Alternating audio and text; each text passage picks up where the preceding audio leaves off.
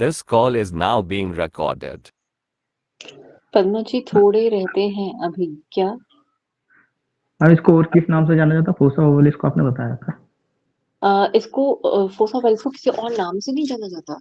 होता ये छेद ही है, जब ये छेद भर जाता है ना तो उसका अपना एक हाँ, निशान रह जाता है।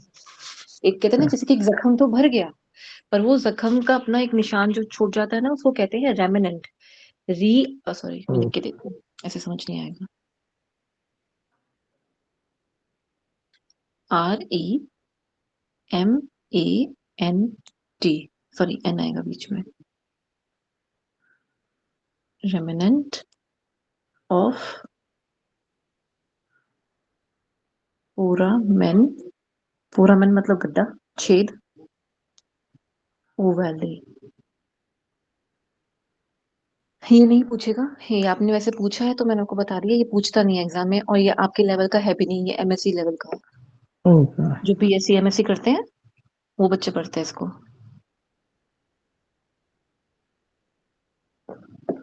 बीएससी एमएससी जो जो करते हैं बच्चे, मेजरली वो लोग पढ़ लेते हैं इसको। और जो थेरेपी ज्यादा करते हैं ना, ये उनके लिए है। मतलब उनको सिखाया जाता है, सच कुछ उनको भी इतना रिक्वायरमेंट का नहीं होता, पर बताया जाता है उनको।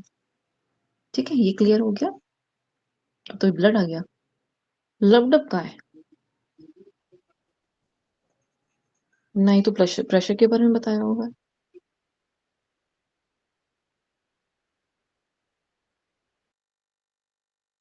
अरे बाप रे, ये नहीं है। ये कैसे समझाऊंगी फिर मैं, अगर यही चीज नहीं है तो।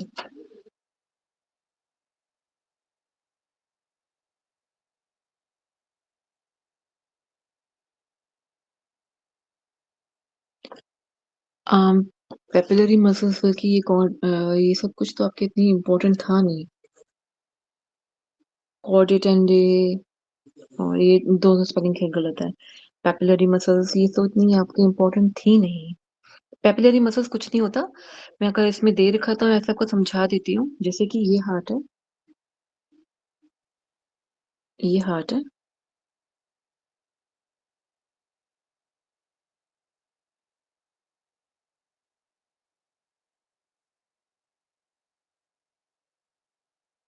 ठीक है, ये हार्ट है।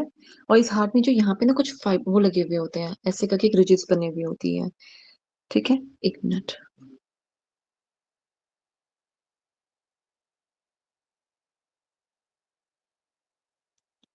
ऐसे ऐसे ऐसे ऐसे करके ना, फिर इसके ऊपर ना ये जा रहा होता है, कनेक्ट कर रहा होता है इनके दरवाजों को, जो इसके वो है ना, वॉल्व्स हैं, उनको कनेक्ट कर रहा होता है। ये वाली लाइन कनेक्ट कर रही होती है। तो इनको बस नाम दे रखा है। पेपिलरी मसल्स जो होती है ये लंबे वाली होती है, और कॉर्डेट टेंडेन जो होते हैं ये लंबे वाले पर्पल वाले होते हैं। ये होता है, और पेपिलरी मसल्स ये येलो वाली होती है,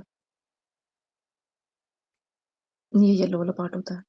ठीक है, मतलब उस पर कनेक्टेड होता है ताकि ये दरवाजे खुल सके। जो मैंने कठपुतली वाली बात समझाई थी ना आप लोगों को कल, याद होगा सबको। जो कठपुतली वाली चीज है, कठपुतली के पास लंबी रस्सियां हैं। जो कठपुतली के जो मेन जो पकड़ने वाली जो चीज होती है, हाथ में जो पकड़ने वाली चीज होती है, वो पेपिलरी है। ठीक है, और जो जिससे रस्सियां हैं, जो लंबी लंबी रस्सियां हैं, जिससे कठपुतली के हाथ और पांव बांधे हुए होते हैं, गर्दन बांधी हुई होती है, वो जो रस्सी है, वो रस्सी क्या है, वो कॉर्ड। स्पेलिंग चेंज करूं पहले मैं, बार बार बोलते हुए कुछ होता है मुझे इसमें। कॉर्डेई टेंडन, टेंडन होते हैं, टेंडन्स होते हैं, उसका टेंडे है ये, टेंडने।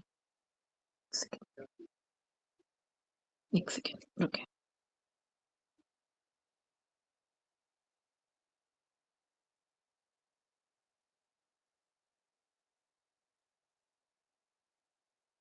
ये रस्सी है, ठीक है, और ये पैपिलरी जो होता है, मैं ये लिख लेती हूँ, थोड़ा सा क्लियर रहेगा आप सभी को।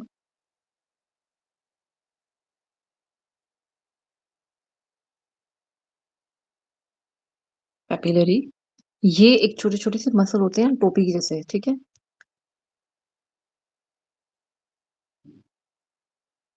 जो येलो वाला पार्ट है, टोपी जैसे लगा लीजिए, या टोपी लिख लीजिए। टोपी समझ सकते हो इसको, और क्या कहूँ। होल्डर्स कह सकते हैं इसको, आप कह सकते हैं, ठीक है, जिससे ये मेन चीज जुड़ी हुई होती है। और जुड़ा किससे होता है? इस टोपी के ऊपर, यानी कि वो जो बटन से है, बटन कह सकते हो, यस, वो ज्यादा इजी रहेगा, अच्छा रहेगा, ठीक है। इसका चाहे स्क्रीनशॉट रख सकते हो, ठीक है। अब ये क्या करता है कि ये जो बटन्स लगे हुए हैं ना, इस बटन के ऊपर ये वाली जो रस्सी है वो टिकी हुई होती है। कौन सी रस्सी? ये वाली टिकी हुई होती है इसके ऊपर। तो ये क्या करेगी? दरवाजा को खींचने का काम करती है। कौन से दरवाजे? जो वॉल्व्स हैं उनको खींचने का कार्य करती है। खींचेगा अपनी तरफ, करंट मिला इसको, ठीक है, इसको करंट मिला। एक मिनट को, कहीं लिखने की जगह चाहिए मुझे। ऐसे नोड ने करंट पास किया, करंट इज आई, ठीक है। फिर एबी नोड पे गया, एबी नोड ने पूरे हार्ट के अंदर फैला दिया, अच्छे से करंट आ गया, करंट आ गया, ठीक है। अब इस करंट के आते ही इसने क्या करा? पेपिलरीज के पास करंट, पेपिलरी ने क्या करा? कॉडी के साथ मिलकर, कॉडी टेंडे के साथ मिलकर इसने उन दरवाजों को खींचा, खींचा वॉल्स को, ताकि वो ओपन हो जाए। ओपन होते ही जो ब्लड आर्टरी में, यानी कि हैंड्स में आया था, वो अब नीचे वेंट्रिकल्स में चला जाए, ठीक है। जो हैंड्स में आया था अब वो वेंट्रिकल की तरफ, नीचे की तरफ चला जाए। इसके लिए उसने उसको खींचा, उन दरवाजों को खींचा है, ठीक है। तभी वहां नीचे ब्लड चला गया। और ये यूनि डायरेक्शनल होता है, ये आप सब जानते हो। वो दरवाजे सिर्फ एक तरफा खुलते हैं, दो तरफा नहीं खुलते, मतलब आगे और पीछे नहीं खुलते। जैसे ही रस्सियों ने खींचा, ब्लड नजर आया, उसे वापस छोड़ दिया, करंट खत्म, वो भी खत्म, ठीक है। क्लियर होगी ये वाली बात? ये इंपॉर्टेंट है, प्लीज इसको समझना। ये समझने के लिए भी इम्पोर्टेंट है और वैसे भी आपके लिए बहुत ज्यादा इम्पोर्टेंट है, ठीक है। अब आ जाते हैं, एक चीज जो सबसे ज्यादा इम्पोर्टेंट है वो है ब्लड सर्कुलेशन की। ब्लड सर्कुलेशन से मतलब यहाँ पे आता है हमारा कि एक तो बैक फ्लो का मैंने आपको समझा दिया, ये वाला पार्ट। इसमें आता है मेन, एक सेकेंड, तो इन्होंने वो दिया नहीं, कार्डियक साइकिल होती है इसमें। कार्डियक साइकिल कैसे समझाऊं? आपके इसमें है ही नहीं दिया होगा और स्पेस इतना नहीं है। चलिए यहाँ पे समझने का प्रयास करते हैं, ये जगह, ठीक है। ये ले लो, ये है कार्डियक साइकिल का तरीका, ठीक है।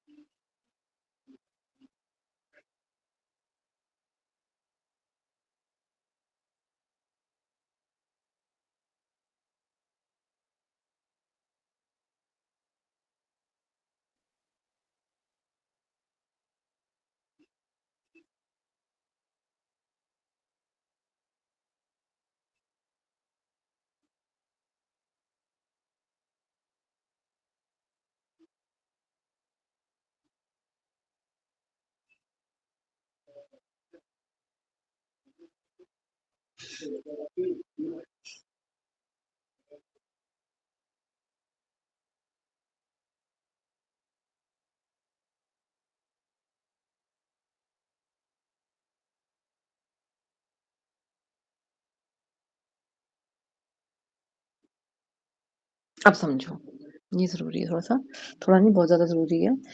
जब हमारा ठीक है, ऐसे नोट है, इससे पहले क्या होता है? डायस्टॉल होता है। डायस्टॉल में क्या होता है? सारे चैम्बर्स जो होते हैं रिलैक्स होते हैं और नेगेटिव प्रेशर के अंदर होते हैं। क्या होते हैं? सारे चैम्बर्स जो होते हैं, चार के चार चैम्बर्स जो है हमारे रिलैक्स्ड पोजीशन में बैठे हुए हैं और इसके अंदर हार्ट के अंदर ब्लड होता है, ठीक है? और ये नेगेटिव प्रेशर के अंदर होते हैं। तो यानी कि जो हमारी ट्राइकस्पिड और बाइकस्पिड वाल्व जो होती है ना, वो ओपन होती है, ठीक है? वो ओपन हुई, ब्लड फिल हुआ किसके अंदर? ऑरिकल्स के अंदर। ऑरिकल्स से मतलब हैंड से लेग्स तक वाला, यानी कि अपर फ्लोर से लेकर नीचे वाली फ्लोर तक उसमें हमारा ब्लड चला गया। तो 70% जो ब्लड होता है वो फिल्ड हो जाता है किसके अंदर? इस हमारी वेंट्रिकल्स के अंदर, ठीक है? 70% ब्लड उसके अंदर आ गया। और यहाँ पे जो फिल्ड होता है, जब ब्लड आया, फिल हुआ ये ब्लड से, तो यहाँ पे स्लो प्रेशर होता है, आराम-आराम से नीचे-नीचे बढ़ रहा है, ठीक है? नीचे की तरफ जब ब्लड जा रहा है, यहाँ से ब्लड चला गया नीचे, ठीक है? ये टाइम लेता है नियरली हमारा 4 सेकंड्स। इसको कहते हैं डायस्टोल। और ये वो प्रेशर होता है जो हम कहते हैं ना कि ब्लड प्रेशर बहुत बढ़ गया है। एक ऊपर का है, एक नीचे का है। जो हमारा नियरली 70 वाला चलता है ना, 70 टू 80, 60 टू 70 के नहीं, 70 टू 80 रहता है। 70 टू 80 रहता है ना जो, या 70 टू 90 भी हो गया कोविड की वजह से। 70 टू 90 रहता है वो वाला ब्लड प्रेशर जो डाउन वाला है। And it's not 70, it's 80 to 90। 80 to 90 जो रहता है, पहले 70 टू 80 माना जाता था। आफ्टर कोविड ये 80 टू 90 हो गया हुआ है, ठीक है? तो ये जो नीचे वाला जो ब्लड प्रेशर होता है वो ये वाला होता है, जिसके अंदर ऑरिकल से नीचे, ऑरिकुलर से लेकर नीचे वेंट्रिकल तक हमारा ब्लड जब चला जाता है, वॉल्व्स खुली, ब्लड नीचे चला गया, ठीक है? ये जो प्रेशर है, ये वाले प्रेशर को हम कहते हैं जॉइंट डायस्टोल भी बोलते हैं और कंप्लीट डायस्टोल भी बोलते हैं। ठीक है? अब ब्लड अंदर चला गया हुआ है, ठीक है? अब यहाँ से इसको हम नेगेटिव प्रेशर भी बोलते हैं इसको, ठीक है? इसमें सारे चैम्बर्स जो हैं वो एक रिलैक्स्ड पोज़ीशन में हैं। यहाँ सब कुछ चैम्बर वैम्बर जो हमारे वॉल्व्स थे ना, जो ओपन हुई थी, वो भी अब क्लोज़ हो गई हुई हैं। अब क्या हो गई हुई हैं? क्लोज़ हो चुकी हुई हैं, क्योंकि वो बंद हो गई हैं। खींचोगे तो उसके अंदर कॉन्ट्रैक्शन आएगी, मतलब वो करंट पास होगा, ठीक है? अभी इसमें करंट पास नहीं हुआ हुआ। ये वो सिचुएशन है जहाँ से ब्लड नीचे अंदर आ चुका हुआ है और वॉल्व्स बंद हो चुकी हुई हैं। अब वॉल्व्स के बंद होते ही दूसरी वॉल्व्स खुलेंगी, जिससे कि लंग्स के थ्रू जाएगा, सॉरी लंग्स के अंदर जाएगा और लंग्स से आ रहा होगा। उसको टाइम चाहिए, ठीक है? टाइम चाहिए। कितना टाइम चाहिए? 1 सेकंड का टाइम चाहिए होता है उसको। ऑरिकल सिस्टोल जो ये टाइम होता है, यहाँ पे ये मैं स्टेप्स लिखे हैं। स्टेप 1 है, जिसके अंदर फिल हो गया है ब्लड। किससे? आर्टरियम से वेंट्रिकल में। यानी कि आप यहाँ पे ये समझो कि वेंट्रिकल के अंदर जब ब्लड आ जाता है, नियरली 70% आ जाता है, ठीक है? 100% नीचे नहीं आया होता। 70% नियरली ब्लड नीचे आ चुका हुआ है, वो डायस्टोल होता है, ठीक है? पहले जो दरवाज़ा खुला और बंद हो गया, ठीक है? अब दरवाज़ा खुला और बंद हो चुका है। ये जो सिचुएशन है, इसको हम डायस्टोल बोलते हैं, नीचे वाला आपका ब्लड प्रेशर जो होता है, ठीक है? फिर करंट पास हुआ, करंट पास होते ही जो which will take nearly 1.1 second, ठीक है? एबी नोड आया, एबी नोड ने उसको एम्प्लीफाई करा, जिससे वेंट्रिकल्स हमारे जो वेंट्रिकल के जो हमारे वो थे वॉल्व्स होती हैं वो खुलती हैं और अपनी-अपनी जगह पे ब्लड पास ऑन हो जाता है। बॉडी में जाना है तो बॉडी में जाएगा, नहीं तो लंग्स के अंदर जाना है तो लंग्स के अंदर जाएगा, ठीक है? जो वो कार्य होती है। That take around 0.3 seconds. और तीसरा चरण ये वाला होता है। फिर से कहानी रिपीट होती है कि पूरी बॉडी में से जो ब्लड आया और जो लंग से ब्लड आया, फिर से ऊपर हैंड्स में, यानी कि यहाँ पे आएगा। This take your nearly 4 seconds. जब नीचे चला जाता है, 70% ऑफ द ब्लड इसके अंदर चला जाता है जब, तो उसको हम डायस्टोल बोलते हैं। यानी कि पिचकने वाला जो काम होता है ना, खुल गया, खुलने के बाद जो पिचकने वाला काम होता है, सॉरी पिचका हुआ था, अब खुलने वाला काम हुआ, अब उसके बाद वॉल्व्स बंद हो गई। वो वाला काम जो होता है डायस्टोल कहलाता है। और सिस्टोल जो होता है पूरी बॉडी में ब्लड को फैला देना, पूरी बॉडी में ब्लड को फैला देना। वो वाला जो प्रेशर होता है ब्लड का, वो सबसे ज्यादा होता है, विच इज अराउंड 120 टू 130 जो हम जानते हैं। ये अब ये क्लियर हो रहा है कि 130 और 120 वाला कौन से वाला है? वो सिस्टोल वाला है, जिसमें मेरा आता है वेंट्रिकुलर, ये वाला वेंट्रिकुलर वाला आता है, ठीक है? सिस्टोल में ये वाला पूरा मिला के वैसे बनाया जाता है। यहाँ से कि करंट आया, करंट एम्पलीफाई हुआ, वेंट्रिकल्स जो है हमारे सॉरी, इम्पल्स दिया, एट्रियल ने कॉन्ट्रैक्ट करा, यानी कॉन्ट्रैक्ट करा मतलब मीन्स पिचका दिया। पिचका दिया तो उससे क्या हुआ? हमारा पॉजिटिव प्रेशर बना। इससे क्या होगा? ब्लड को जो होगा हमारा, जो फटाफट से जाएगा, कहाँ जाएगा? जो ब्लड फ्लो हो रहा था हमारे वेंट्रिकल्स में इनटू वेंट्रिकल्स था, आर्टेरियल के कॉन्ट्रैक्ट से पॉजिटिव प्रेशर से आर्टेरियल कॉन्ट्रैक्ट हुआ, रुको, आर्टेरियल कॉन्ट्रैक्ट हुआ, पॉजिटिव प्रेशर हुआ, ब्लड गया वेंट्रिकल्स के अंदर जो कि 30% फिल थी वो वाली वेंट्रिकल्स पहले से, अब उसमें वो प्रेशर चला गया, सॉरी ब्लड चला गया, जो रह गया तो वो फिल हो गया पूरा का पूरा, ठीक है, जो थोड़ा बहुत रह गया था इस वाले में, इस वाले में, इसमें 70% था ना, इस वाले में, फर्स्ट वाले में, ये आर्टियल सिस्टोल, सॉरी, जैसे करंट पास हुआ, जो 30% रह गया था वो भी जो आर्टरियम थी यानी कि हैंड्स वाला जो था अपर फ्लोर थी वो और पिचक गई, पिचकने से जो 30% भी रह गया था वो भी नीचे चला गया, अब कंप्लीट हो गया, मतलब आर्टरियम के पास अब कोई ब्लड नहीं रह गया, ठीक है, आर्टरियम के पास अब कोई ब्लड नहीं रह गया, अब ये जो पॉजिटिव प्रेशर क्रिएट हो गया था, अब ये फोर्स ऑफ कंट्रैक्शन था वो बहुत रैपिड रैपिड हो रहा होता है, बहुत जल्दी जल्दी जा रहा होता है,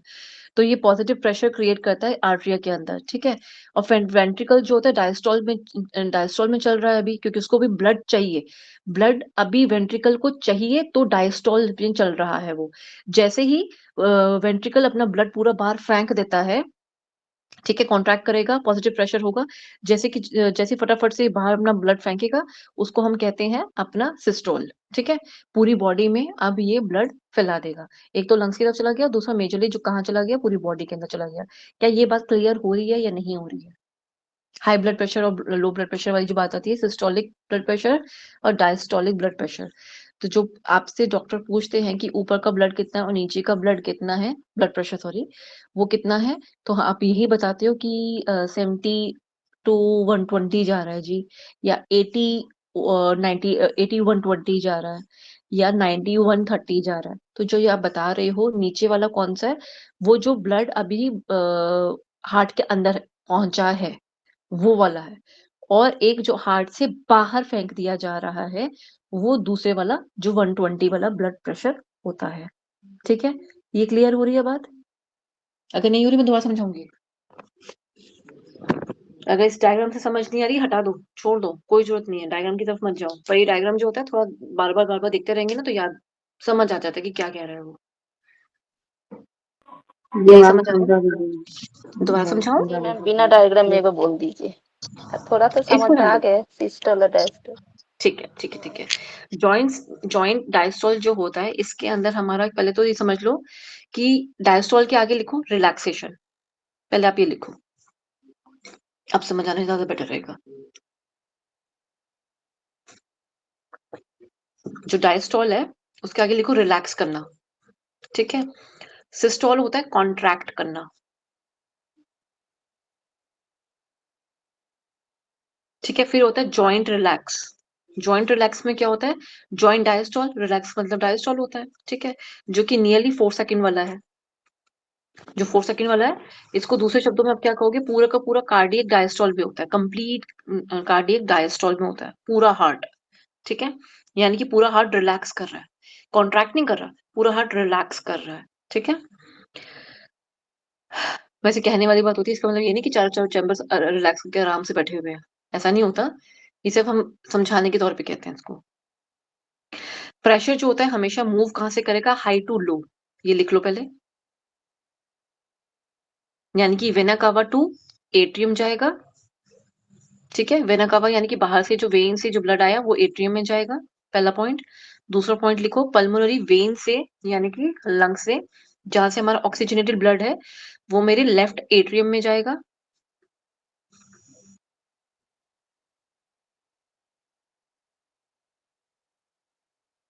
ठीक है, फिर आया जो वेना कावा से आया था वो राइट एट्रियम में जाता है, वेना कावा वाला जो फर्स्ट वाला पॉइंट था, है ना, ये दोनों क्लियर हो गए, थर्ड पॉइंट आता है जहाँ पे हमारे आर्ट्रियम से जो हमारा वेंट्रिकल से हमारा ब्लड नीचे की तरफ जाता है, ठीक है, यानी कि यहाँ पे क्या है हमारा, अब ये लिख लिया आपने, ठीक है, उसके बाद आप ये समझो कि जो वेना कावा था उसके पास हाई ब्लड प्रेशर था, जब वो एट्रियम में आया यानी कि हैंड्स में आया, कौन से हैंड में, राइट हैंड में आया, राइट एट्रियम में वेना कावा से जो ब्लड आया उसका प्रेशर क्या था, हाई टू लो, कुछ जगह चाहिए मुझे, यहाँ लिखती हूँ, ये बढ़िया, ठीक है, यहाँ लिख देती हूँ, वेना कावा से ब्लड आया राइट एट्रियम में, ठीक है। यहाँ हाई ब्लड प्रेशर था, यहाँ लो ब्लड प्रेशर था, ठीक है, क्योंकि ये बॉडी से आ रहा था। फिर दूसरा आता है पल्मोनरी वेन से हमारा आता है किसमें, लेफ्ट एट्रियम में, यहाँ पे भी हाई और यहाँ पे भी लो, ठीक है। थर्ड पॉइंट फिर आता है एट्रियम में जो होता है हमारा, all in all atrium, total atrium में राइट लेफ्ट दोनों मिला के, वेंट्रिकल से लेकर वेंट्रिकल के अंदर, क्योंकि वो वेंट्रिकल के अंदर ब्लड फेंकेगा ना एट्रियम, चाहे राइट हो लेफ्ट हो कोई भी हो, है ना। तो ये क्या होगा, हाई हो जाएगा और ये लो हो जाएगा। क्या ये बात समझ आ रही है? इसका स्क्रीनशॉट लो पहले। जी अभी ऐसी हाई प्रेशर से लो प्रेशर की तरफ और कभी एग्जैक्टली बार बार हाई टू लो ही जा रहा है, बार बार हाई टू लो जा रहा है। पहले तो ब्लड जो आया हार्ट के अंदर आया, एट्रियम के अंदर, हाई टू लो, चाहे वो लंग से आया चाहे बॉडी से आया, दोनों ही साइड पे ब्लड प्रेशर जो था हाई था, ठीक है, क्योंकि वो हार्ट के बाहर था। अब वो हार्ट के अंदर ब्लड आ गया है, ठीक है, कहाँ पे, आर्ट्रियम में। आर्ट्रियम कहाँ पे, हैंड्स वाला, यानी कि दोनों राइट और लेफ्ट आर्ट्रियम के अंदर ब्लड आ चुका है अब, वो ये वाला, ठीक है। एक लंग से आया, एक बॉडी से आया, ठीक है, और दोनों ही हाई प्रेशर के साथ आ रहे थे इसलिए। फिर जैसे ही ब्लड के हमारे एट्रियम के अंदर चले गए दोनों के दोनों, तो क्या हो गया, इन दोनों, उनके अंदर जो था वो ब्लड प्रेशर लो था हमारा, ठीक है। अब फुल्ली मेरा एट्रियम जो है पूरा फुल हो चुका है, राइट और लेफ्ट दोनों फुल हो चुके हैं। अब इनके पास हाई प्रेशर है, अब भी अपना प्रेशर लूज करना चाहते हैं, तो ये क्या करेंगे, वेंट्रिकल में डाल देंगे। क्यों डाल देंगे, क्योंकि वेंट्रिकल का प्रेशर इस टाइम पे लो है और जाना भी वहीं पे ही होता है, जाना भी वहीं पे होता है, ठीक है। रिलैक्स्ड स्टेट जो होती है उसके आगे लिखो नेगेटिव। मैं इसको एक मिनट हटा रही हूँ क्योंकि मुझे स्पेस चाहिए। ये लिखो, जो रिलैक्स्ड है यानी कि डायस्टॉल है, ये रिलैक्स्ड है, ठीक है, इस पे होता है नेगेटिव प्रेशर।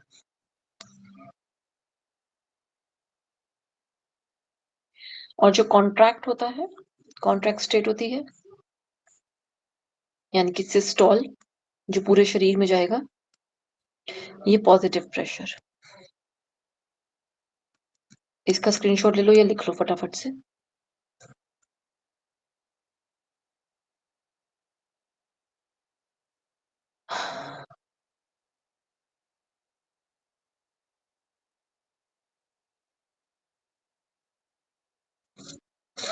ये क्लियर हो गया, यहाँ तक मतलब लिख लिया। चलो अब यहाँ पे थोड़ा समझ लेते हैं इस चीज को, कि डायस्टॉल, जॉइंट डायस्टॉल जो मैंने आपको बताया था, जॉइंट डायस्टॉल में क्या होता है, पूरा हार्ट का काम कर रहा होता है। यहाँ से इसको थोड़ा सा समझेंगे कि क्या कह रहा है और क्या हो रहा है, ठीक है। अब डायस्टॉल में क्या हुआ था,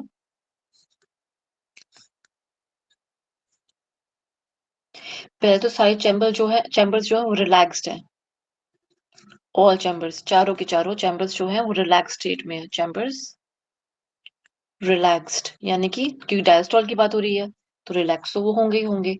दूसरा नेगेटिव प्रेशर होगा, क्योंकि जो रिलैक्स्ड है वो नेगेटिव प्रेशर के साथ चलता है, ठीक है। इनसाइड द हार्ट की बात हो रही है, हार्ट के अंदर की बात हो रही है, हार्ट के बाहर नहीं, हार्ट के बाहर तो हाई था ना, ठीक है। फिर जो हमारी सेमी ल्यूनर वॉल्व्स जो होती हैं वो क्लोज्ड है। सेमी ल्यूनर वॉल्व कौन कौन सी होती थी, जो लंग्स की तरफ जा रही होती थी, और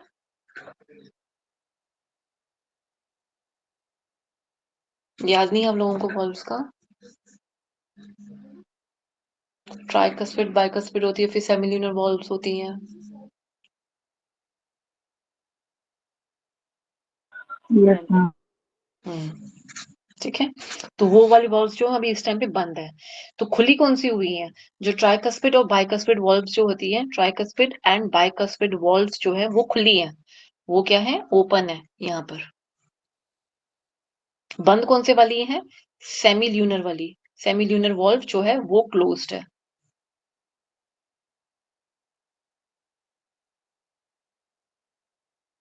ठीक है। फोर्थ पॉइंट, तो यहाँ पे क्या है, ब्लड जो है फिल होता है, यानी कि भरा जाता है, कहाँ से, ब्लड फिल होगा हमारा एट्रियम्स के अंदर, यानी कि ऑरिकल्स कहेंगे इसको, ऑरिकल्स यानी कि ऊपर वाला भाग, ठीक है, इसके अंदर भरा, इससे किस इस एकदम जगह नहीं है यहाँ पे, एक सेकेंड, इससे आ गया वेंट्रिकल्स में, ठीक है। यहाँ पे ये ब्लड फिल्ड हो गया। अब नियरली इस केस के अंदर नियरली ब्लड फिल्ड होता है 70%। रिलैक्स स्टेट के अंदर जब चारों चैम्बर रिलैक्स्ड है, नेगेटिव प्रेशर बना हुआ है, ट्राइकस्पिड और बाइकस्पिड वॉल्व खुली हुई हैं, यहाँ से ब्लड जब आया डायस्टोल केस के अंदर, जब ब्लड आया एट्रियम पूरी फुल हो गई थी, उसने क्या करा, उससे ब्लड जो चला गया किसके अंदर, वेंट्रिकल्स के अंदर चला गया हुआ है, लेकिन गया कितना, 70% गया है। कितना गया है, सिर्फ 70% ही इसके अंदर गया है। और जब ये इसके अंदर जब ब्लड जा रहा था, तो ये स्लो प्रेशर से, मतलब स्लो प्रेशर की तरफ जा रहा था, राइट, हाई टू लो जा रहा था, राइट। इतना हम लोग पर देख रहे हैं ना, हाई और हाई टू लो जा रहा था, कि ऑरिकल्स के पास, आइट्रियम के पास हाई ब्लड प्रेशर था, सॉरी हाई था उनका, और जो वेंट्रिकल्स है उनके पास लो था। तो ये हाई टू लो यहाँ ट्रांसफर हो गया। अब क्या हुआ,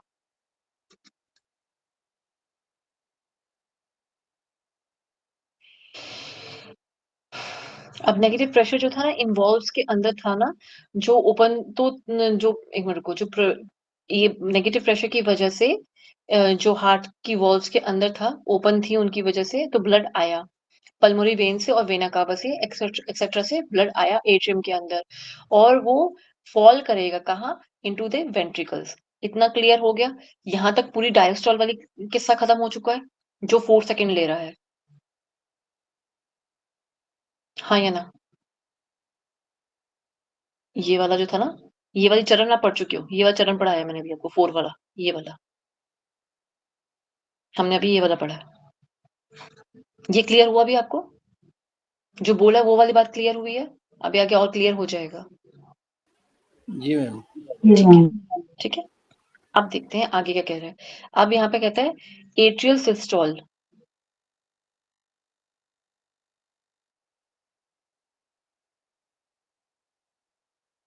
ठीक है, ये होता है नियरली 0.1 सेकेंड्स का। अच्छा जी, इसमें फिर क्या ऐसा ऐसा क्या हो जाता है, इसमें जो मेरी ऐसे नोड है यानी कि सैन, ऐसे नोड जो होती है वो इम्पल्स देती है, यानी कि इलेक्ट्रिसिटी देती है, इम्पल्स देती है। इसमें क्या होता है, जो हमारे एट्रियम्स हैं, आर्ट्रियल कॉन्ट्रैक्शन बोलते हैं इसको, कॉन्ट्रैक्ट करता है, यानी कि सिस्टोल है ना, सिस्टोल क्या होता है, कॉन्ट्रैक्ट। सीधी सी बात है, यहाँ पे कॉन्ट्रैक्शन हो रही होगी, किसकी कॉन्ट्रैक्शन हो रही होगी, एट्रियल की, ठीक है। Sorry sorry sorry sorry sorry sorry. तो यहाँ पे यानी कि हमारी एट्रियम्स कॉन्ट्रैक्ट कर रही होंगी, तभी कब कॉन्ट्रैक्ट करेगी, जैसे ऐसे नोड ने अपना इलेक्ट्रिक इंपल्स दिया, वो दोनों कॉन्ट्रैक्ट हो गई, एट्रियल कॉन्ट्रैक्ट हो गई। अब यहाँ क्या होगा, फिर यहाँ से ब्लड जो होगा वो ब्लड फ्लो करेगा किसके अंदर, वेंट्रिकल के अंदर, ऑफ कोर्स, क्योंकि आर्टरियल से वेंट्रिकल में ही ब्लड जाता है। तो ये जो बचा हुआ 30% था ना, वो पिचकने की वजह से इसके अंदर चला गया।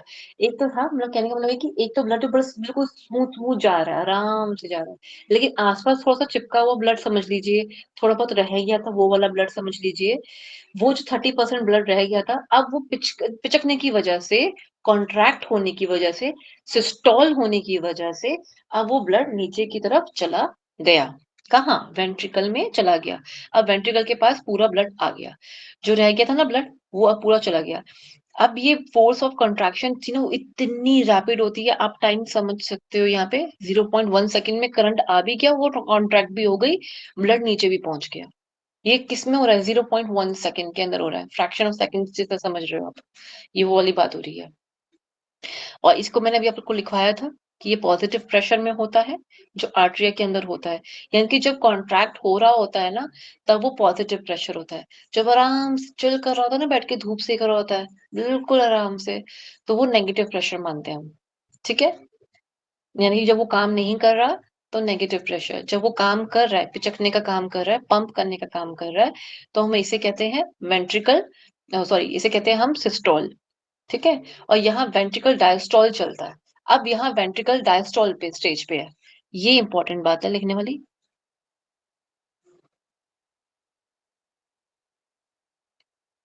क्या पॉइंट बनता है हमारा, कि जो वेंट्रिकल्स हैं इसके अंदर, वो डायस्टोल स्टेज पे बैठी हुई होती है, मतलब आराम से रिलैक्स कर रही है। हाँ, ले आओ ब्लड को ले आओ, कोई दिक्कत नहीं है, ले आओ, अच्छे से ले आओ, कोई दिक्कत नहीं है। ठीक है? अब ये पूरा पढ़ लिया हमने, यहाँ तक पढ़ लिया 0.1 सेकंड तक का, यानी कि हमने ये वाली चीज पढ़ ली। अब ये वाला पॉइंट भी क्लियर कर लिया हमने, सेकंड चरण भी हमने कवर कर लिया। पहले फर्स्ट करा, सेकंड कर लिया, अब हम थर्ड पे आ रहे हैं। क्या फर्स्ट और सेकंड क्लियर है आप सभी को?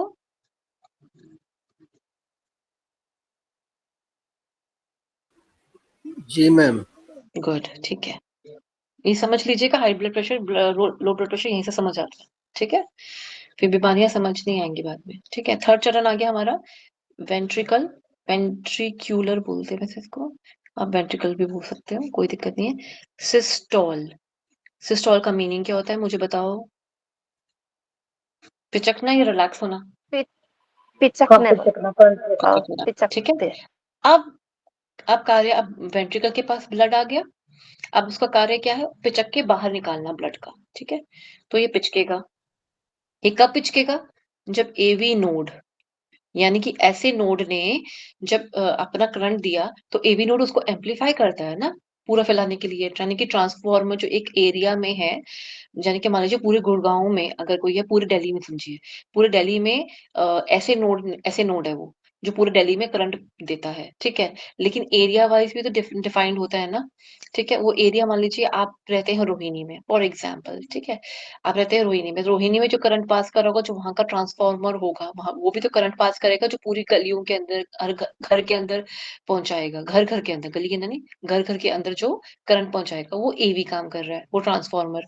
ठीक है? इसने क्या करा? एम्पलीफाई कर दिया। एम्पलीफाई का मतलब बढ़ा देना, बढ़ा चढ़ा के। अब ये एम्पलीफिकेशन का काम और कौन करता है? जो आपके स्पीकर्स होते हैं, स्पीकर्स होते हैं ना, वॉल्यूम तेज बढ़ा देना, कम कर देना, काम कौन करता है? जो एम्पलीफिकेशन काम करता है ना स्पीकर्स के अंदर, ये वही काम कर रहा है, उसको एम्पलीफाई कर रहा है, बढ़ा रहा है। ठीक है? बिना ऐसे को कुछ कहे, बिना ऐसे नोड को कुछ कहे, उससे इसने इम्पल्स ले लिया, इलेक्ट्रिसिटी ले ली, अब उसको बढ़ा चढ़ा के आगे फैलाएगा ये। तो ये इसने फैलाया, इम्पल्स लिया, फैन से एम्पलीफाई कर दिया। फिर दूसरा इसने क्या करा? वेंट्रिकल को इसने पिचकाया, वेंट्रिकल्स क्या हो गई? पिचक गई, कॉन्ट्रैक्ट कर गई। लिखते जाइए साथ साथ में। ठीक है? कॉन्ट्रैक्ट कर गई।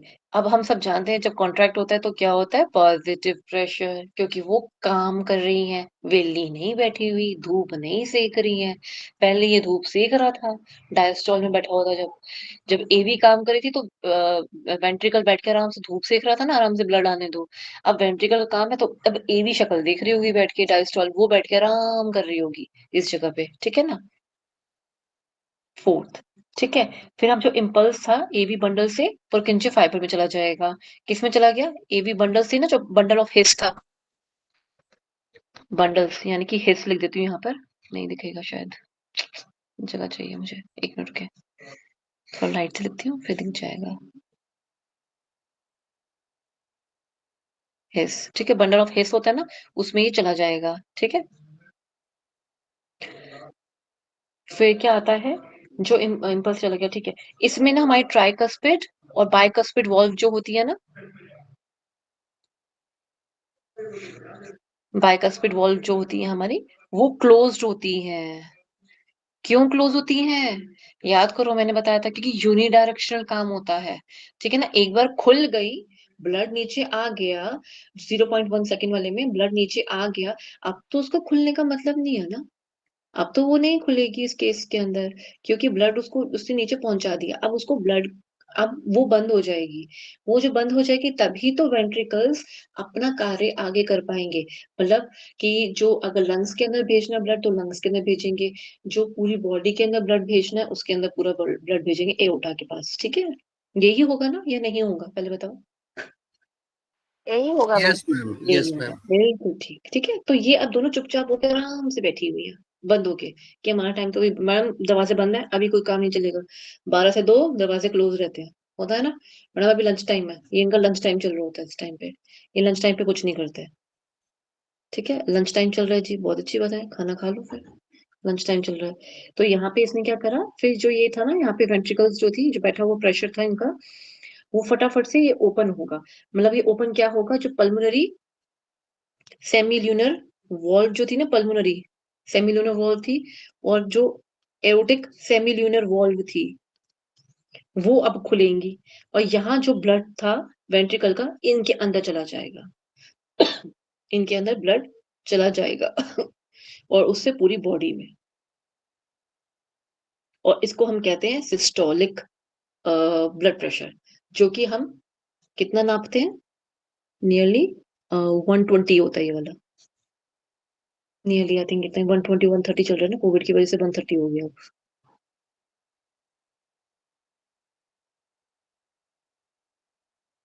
ठीक है, क्या ये बात क्लियर होगी सबको?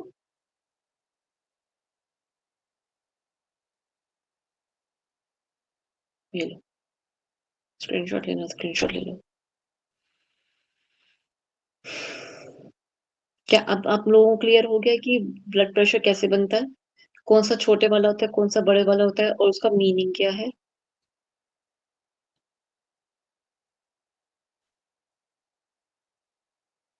हाँ ना, तो बता दो, मैं तभी आगे बढ़ूं। बताओ। अरे कोई बोल ही नहीं रहा। अरे बता दो मुझे, मेरी आवाज नहीं आ रही क्या? मैडम मैंने सुना ही नहीं है वो मतदान का, वो वार्निंग आ रहा था, जल्दी से निकलो घरों से बाहर, पड़ोसियों को ले जाओ। अच्छा, अभी ठीक है, अभी क्लियर है। अभी ठीक है। अब मैं मतलब आप लोगों को मेरी आवाज इसमें आ गई थी ना, जो जो मैंने समझाया है, मेरी आवाज नहीं आई थी। आई थी अब मैम। आई थी आई आवाज। थी, ठीक है, अब क्लियर हो चुका है। प्लीज बताइए, पद्मा जी, कल्याणी जी, विजय जी, उमेश जी, बताइए जल्दी से फटाफट मैम कि मुझे अभी यहाँ थोड़ा बता। सा रहता है, बट हाँ मुझे भी थोड़ा सा ये क्लियर नहीं हुआ है। मैं ए- एक बार बेटा पद्मा जी, एक बार ना आप ना एक बार इसका वीडियो देख लेना एक बार, ठीक है? अगर नहीं जी क्लियर जी होगा फिर बिल्कुल। समझा दूंगी, लेकिन एक बार प्रयास करना कि आप फिर से उसको देख लेना एक बार, ठीक है? क्योंकि क्या होता है कि हम जब अभी समझा रहे होते हैं तो चीजें टूट टूट के आती हैं, ठीक है ना? अभी तोड़ तोड़ के मैंने समझाया, फिर जोड़ के समझाया, थोड़ा सा प्रॉब्लम हो जाती है। अब आप जब देखोगे ना वीडियो के अंदर, तो लगातार पूरा देखोगे, स्टार्टिंग से लेकर पूरा एंड तक का, मतलब कि एक ही बारी में, बिना टुकड़ों के, ठीक है? तो उसमें आप अपना बैक एंड फोर्थ कर सकते हो। क्या क्लियर हो रही है ये बात? आप एक बार देखोगे, आपको लगता है कि एक बार वीडियो देखने से क्लियर हो जाएगा? नहीं तो मैं दोबारा यस समझा मैम, दूंगी। मैम यस मैम, आधा तो हो चुका है, बस मुझे थोड़ा बहुत वो नहीं आ रहा, वो मैं देख लूंगी और नहीं तो रिकॉर्डिंग हाँ, देख लूंगी। क्योंकि प्रॉब्लम पता है क्या होती है, आप लोग साथ साथ में लिखते हो ना, इसलिए थोड़ा प्रॉब्लम वहां पे भी आ जाती है, तो चीजें थोड़ी सी समझने में थोड़ा दिक्कत कर जाता है। पर आप लिख चुके हो तो अब प्रॉब्लम नहीं आएगा। अभी क्लियर हो गया सभी को? बढ़िया, एकदम से आगे बढ़ जाए। जी मैम। चलो, इसमें शायद नहीं है, पर मुझे तो करवाना है, मैं तो करवाऊंगी। ये रहा, इन्होंने दे रखा है, ये भी सेम वही दे रखा है। ये देखिए जो डायग्राम मैंने बनाया था, यहाँ वो चीज है। अब मुझे जो दिखाना है, ये तो आपको समझ आ गया, बहुत बढ़िया है। अरे देखिए, इन्होंने कार्डियक साइकिल पूरी बना रखी है, नीचे पूरा ब्लड आ गया था, तो मैं समझ, मुझे लगा अब आगे है ही नहीं। चले,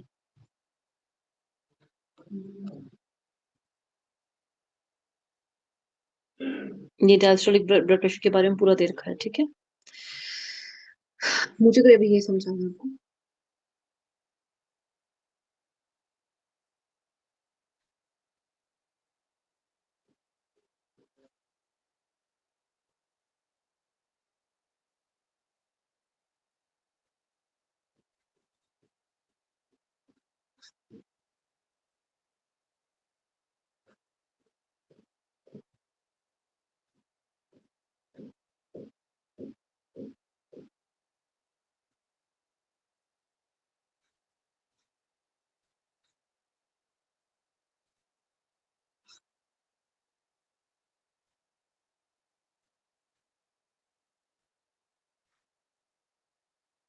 ठीक है, अब आपको ये चीज समझ आ पा रही होगी कि ये जो है आपका सैंड, जब उसने इम्पल्स दिया, तो जो हमारा स्टेप वन था, यानी कि सैंड टू, यानी कि S2, सॉरी P2Q जो है, एक मिनट, P2Q जो है हमारा, ये P है और ये Q है। P2Q जो है हमारा नियरली 1.1 सेकेंड वाला होता है। फिर जो Q2S है हमारा, ये वाला Q2S है हमारा, ये वाला, ये होता है हमारा नियरली कितना, step to, 0 point, sorry Q2S नहीं है ये, सॉरी सॉरी सॉरी,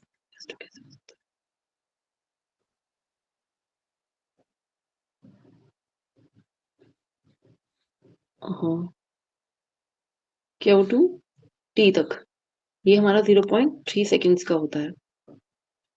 ठीक है, पी वॉल्व जब एट्रियल कंट्रैक्शन होता है, यानी कि ये वाला पी वॉल्व जब एट्रियल कंट्रैक्शन हो रहा होता है, ठीक है, जब वो ब्लड नीचे फेंकता है वो वाला। ठीक है, क्यूआरएस में क्या होता है, ए वी एन जो नोड्स है हमारी, यानी कि आर्टरियल नोड जो होती है हमारी, आर्टरियल वेंट्रिकल नोड जो होती है, वो जो एम्पलीफाई करती है उसको करंट को, यानी कि ये वाले को क्यूआरएसटी वाला जो है, इसमें जो ब्लड को एम्पलीफाई करती है 0.3 सेकेंड्स का, इसमें क्यूआरएस पूरा कंप्लीट हो जाता है।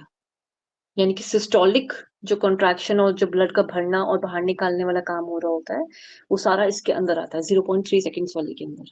ठीक है, क्यू एंड एस वाला, Q sorry Q to S.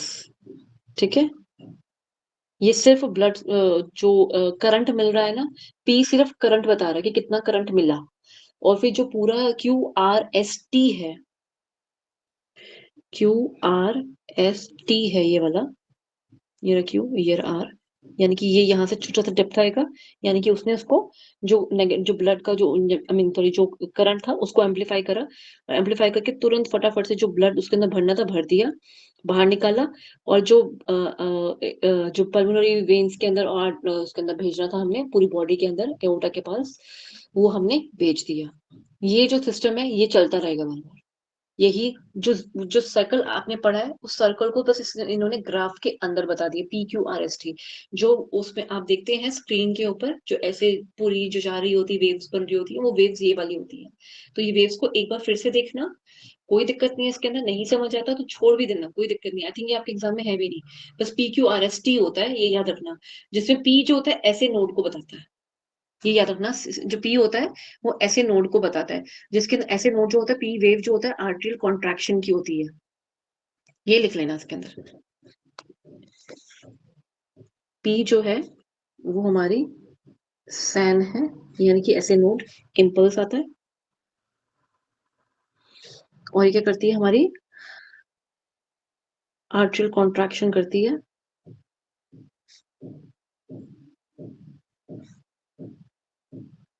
ठीक है, फिर क्यू आर एस, इसमें क्या होता है हमारा, एवी नोड एम्पलीफाई करती है किसको, ऐसे नोड से मिले हुए करंट को एम्पलीफाई करती है। ठीक है, फिर इसका ड्यूरेशन कितना होता है 0.3 सेकेंड्स का, ये होता है 0.1 सेकेंड्स का।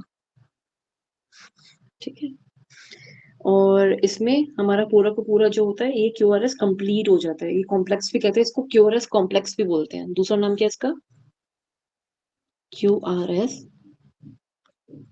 कॉम्प्लेक्स। ठीक है, इसे हम पूरा कार्डियक साइकिल जो होती है हमारी पूरी की पूरी इसके अंदर आ जाती है।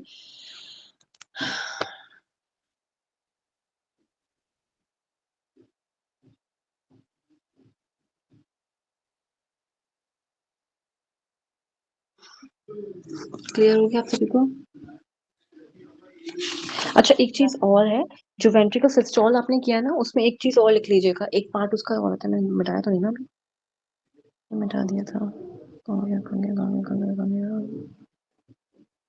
हाँ ये रहा। इसमें ना एक पॉइंट और ऐड कर लीजिए कि हाँ 7 पॉइंट है वो। 7th पॉइंट क्या कहता है, यहीं पे जो हमारे वेंट्रिकल्स होते हैं ना दोबारा से फिल होते हैं, फिल भी होते हैं। ठीक है,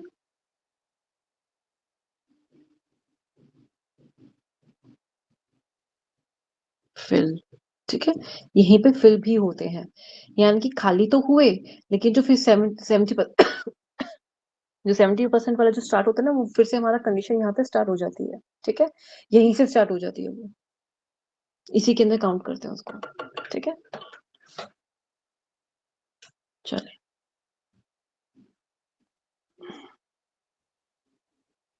ये मेजरली आपका ये वाला पोर्शन तो कंप्लीट हो गया।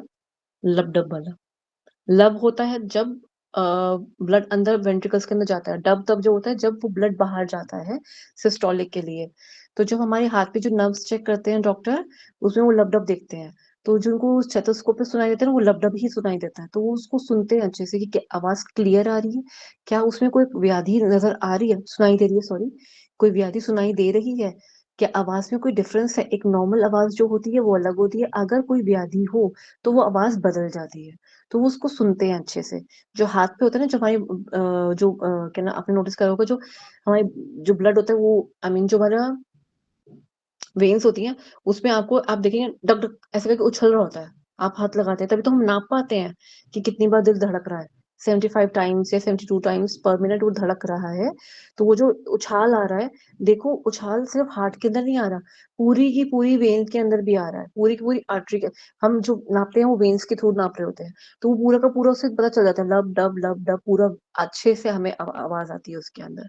तो देखिए कितना है कि हम कैसे सुन पाते हैं, उस चीज को समझ पा रहे हैं। मतलब स्टेथोस्कोप से तो सुन ही पा रहे हैं, एम्पलीफाई होके हमारे पास आवाज आ रही है, बट जो हाथ से है वहां तक भी उसकी जो एक ध्वनि है, ये कह लो उसका जो प्रेशर का जो है कि वो कॉन्ट्रैक्ट कर रही है, रिलीज कर रही है, कॉन्ट्रैक्ट कर रही है, रिलीज कर रही है। तो ये जो कार्य हो रहा है ये हम यहाँ पे समझ भी पाते हैं। आप अपने हाथ पे भी अपनी रिस्ट पे हाथ रख के देखिए, वो उछाल और वो जो रिलैक्सेशन वो आप महसूस कर पाएंगे। और देखिए वो कितनी छोटे सेकंड्स का है, कितने ही छोटे सेकंड्स का है वो, कि आप सोच भी नहीं पाएंगे धीरे में दूसरी तो उछाल आ चुकी हुई होती है। यानी कि वो जो ऐसे ऐसे कर रहा है वो ब्लड का आई मीन जो हमारे हाथ में हम उसको महसूस कर पा रहे होते हैं। पैल्पिलेशन कह सकते हैं उसको आप। ठीक है, अब मैं हटा दूं उसको फटाफट से। सबने लिख लिया, कर लिया ना? मैं हटा रही हूँ। ब्लड को फटाफट से आज कवर करना है, कंप्लीट करना है मुझे ये वाला। ठीक है, अब ब्लड आता है। ब्लड क्या कहता है? ब्लड कहता है मैं एक कनेक्टिव टिश्यू हूँ। ठीक है, ब्लड क्या कहता है? मैं एक कनेक्टिव टिश्यू हूँ। क्या हूँ? Connective tissue. जो सेल्स पड़े थे, सेल्स के बाद जो टिश्यू होते हैं, ये टिश्यू को टिश्यू ही रह गया, ये आगे ऑर्गन नहीं बना। अगर ऑर्गन बन जाता तो कुछ और ही होता, फिर ब्लड कौन ट्रांसफर करता और ट्रांसपोर्टेशन सब कुछ हमारा ऑक्सीजन का कैसे होता? तो ब्लड सिर्फ टिश्यू लेवल तक ही रह गया, ऑर्गन लेवल तक नहीं पहुंचा है। ठीक है, टिश्यू लेवल तक ही है। इसका पीएच कितना होता है? नियरली 7.35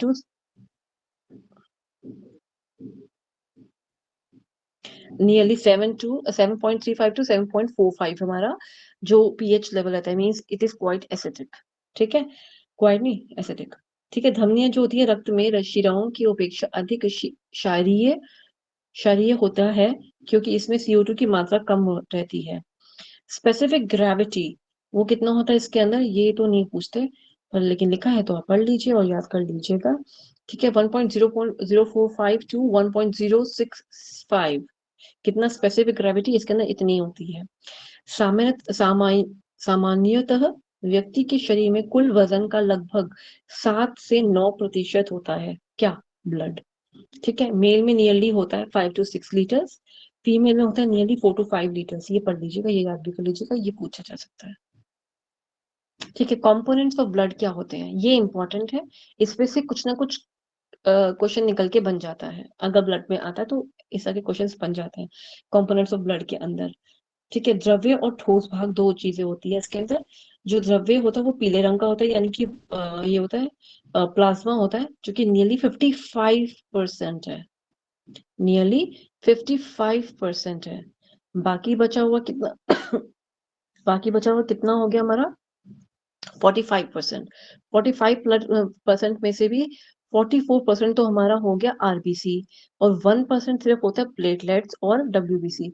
जिसमें प्लेटलेट्स अगर कम हो जाते हैं तो ये इस 1% वाले से भी हमें प्रॉब्लम हो जाती है। प्लेटलेट अगर कहते हैं ना किसी की प्लेटलेट कम होगी, प्लेटलेट कम हो गई है, बीमार हुआ तो उसको फीवर हुआ था, प्लेटलेट्स कम हो गई है, वायरल इन्फेक्शन हुआ था, प्लेटलेट्स कम हो गई है। ठीक है ना, उनमें भी प्रॉब्लम होती है, मलेरिया डेंगू वगैरह में भी प्रॉब्लम आती है। तो उसके अंदर भी हम कहते हैं इसके अंदर प्लेटलेट्स कम हो गई, प्लेटलेट्स कम हो गई है। ठीक है, तो देखिए है सिर्फ 1% ब्लड के अंदर, लेकिन कितना बड़ा रोल निभाते हैं कि वो अगर डाउन हो जाए तो कैसे तबीयत खराब हो जाती है। ठीक है, जो ठोस है यानी कि ब्लड सेल्स जो होते हैं उसके अंदर 3 चीजें आती हैं हमारी, WBC sorry RBC, WBC, platelets, और भी चीजें होती हैं पर वो आपको नहीं पढ़नी है प्लीज। वो नहीं पढ़नी है, वो टाइप्स वगैरह भी हैं, बहुत कुछ है इसके अंदर, ठीक है। तो ये नियरली हमारा कितना कंप्राइज करता है, 45%। 55% कौन हो गया, प्लाज्मा अकेला बैठा हुआ, ठीक है। आ, चलो इसको भी नहीं जोड़ेंगे, रहने देते, बाद में देखूंगी, ठीक है। आरबीसी जो होता है, आरबीसी यानी कि रेड ब्लड सेल्स, और WBC white blood cells. Immunity का काम कौन करते हैं, व्हाइट ब्लड सेल्स। कोई आ गया बॉडी में फॉरेन पार्टिकल, उसे खाने का काम कौन करता है, इम्यूनिटी वाला काम करता है। इम्यूनिटी आती है वो फटाफट, यानी कि डब्ल्यूबीसी आती है, फटाफट से वो मारती है। आरबीसी और डब्ल्यूबीसी दोनों ही पाए जाते हैं हमारे बोन्स के अंदर, मतलब इनका जो निर्माण है वो कहाँ होता है, बोन्स के अंदर होता है, ठीक है। अब प्लाज्मा में देख लेते हैं, 55% है, तो वो कर क्या रहा है 55% के अंदर, उसका उसका क्या कॉम्पोजिशन है 55% के अंदर। उसके अंदर वाटर पाया जाता है, आयंस पाए जाते हैं, प्रोटीन्स पाए जाते हैं, न्यूट्रिएंट्स पाए जाते हैं, वेस्टेजेस। वेस्टेजेस कौन कौन से हो गए, वेस्टेज हो गए आपके जो कार्बन डाइऑक्साइड हो गया या अदर टॉक्सिन्स हो गए। अब जो कार्बन डाइऑक्साइड है इसी प्लाज्मा के साथ मिलके बाइकार्बोनेट आयन बनाता है, बाय कार्बोनेट आयंस बनाते हैं, इस प्लाज्मा के साथ मिलके बनाते हैं, बेस के साथ मिलके, और फिर वो आयन की कैटेगरी में बन जाते हैं, ठीक है। फिर गैसेस आती हैं, CO2, जो अब वो जो उसने जितना यूज करना तो कर लिया, अब बाकी तो यूज नहीं करा ना, वो भी निकालने के काम आ गया। दूसरा जो हम नाइट्रोजन है गैस जो होती है हमारी बॉडी में, जब हमने इनहेल करा, सॉरी नाइट्रोजन गैस इसके अंदर नहीं होती, अब जो नाइट्रोजन गैस को फेंकने का कार्यभार कर रहे होते हैं हम वो, ठीक है। क्योंकि हवा में जो होता है 70% नाइट्रोजन गैस होती है, लेकिन हमारा जो नाक है वो ये चूज नहीं करती कि अच्छा ये ऑक्सीजन है इसको ले लो, ये नाइट्रोजन है इसको मत लो, ये कार्बन डाइऑक्साइड है इसको तो बिल्कुल मत लो, और ये इधर जा रही है, ये वाली गैस जा रही है इसको मत लो। तो ऐसे अन्य गैसेस के बीच में हमारी नाक जो होती है ना वो डिफरेंशिएट नहीं करती है, वो अंदर तो चली जाती है सारी गैसेस। तो जो नहीं, जिसका जो बॉडी एक्सेप्ट करती ही नहीं है, जैसे कि नाइट्रोजन है, गैशियस फॉर्म में हमारी बॉडी बिल्कुल भी एक्सेप्ट नहीं करती, वो जैसी आई थी वैसी की वैसी बाहर चली जाती है। मतलब 70% नियरली हवा के अंदर थी, तो अब 70% हमारी बॉडी के अंदर भी आई, उस 70% की 70% बाहर निकल जाती है। उसमें से 0.1% भी हमारी बॉडी नहीं लेती, 0.1% बहुत ज्यादा है, उसमें से कुछ भी नहीं लेती, फ्रैक्शन भी नहीं लेती उसका, ठीक है। तो वैसे का वैसा बाहर फेंक देती है। और भी गैसेस हमारी बॉडी के अंदर होती हैं, ये बॉडी के अंदर जो निर्माण, जो गैसेस में जो टॉक्सिन्स के लेवल पे जो होती हैं, ऑक्सीजन जो लेके जाना करने वाला काम होता है, वो खैर वो तो आरबीसी का करती है, वो हीमोग्लोबिन की वजह से, हीम प्लस ग्लोबिन, ग्लोबिन, ठीक है। वो ये काम ऑक्सीजन ले जाने का काम ये कर रही होती है, ठीक है। ये तो बैक्टीरिया को मारने का काम करते हैं, ठीक है। इतना क्लियर हो गया, इनके अंदर क्या क्या चीजें पाई जाती हैं। प्लाज्मा पीले रंग का होता है, नियरली पीले रंग का होता है, एग्जैक्टली प्रॉपरली येलो होता है, थोड़ा येलोइश होता है ये, ठीक है। इसमें इसमें 90% प्लाज्मा को अगर समझे, ब्लड के अंदर प्लाज्मा कितना था, 55% था। इस 55% के अंदर 90% तो ब्लड ही है, सॉरी वाटर है, सॉरी वाटर है।